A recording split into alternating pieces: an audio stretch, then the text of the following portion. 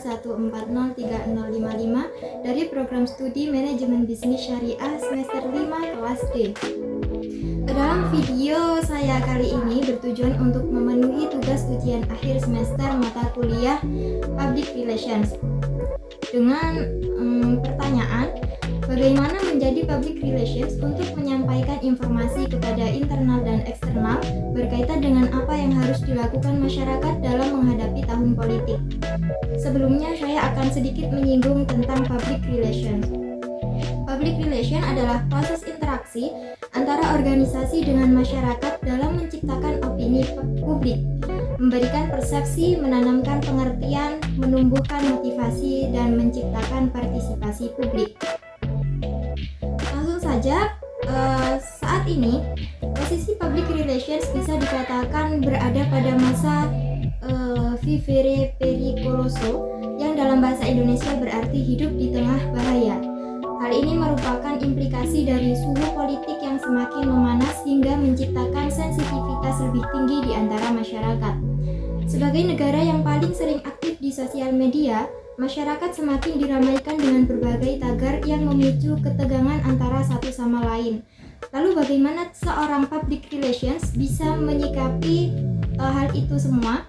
Bagaimana public relations membaca tren untuk menetapkan rencana strategis menghadapi situasi seperti ini, sehingga nantinya public relations mampu menyampaikan pesan yang dapat diterima dengan baik oleh masyarakat dan stakeholders-nya.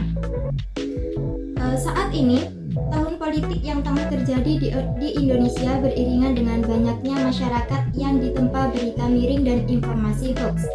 Dari berbagai media, hoax merupakan bagian dari motif komunikasi propaganda yang sengaja dirancang untuk memenuhi maksud dan tujuan sejumlah pihak tertentu.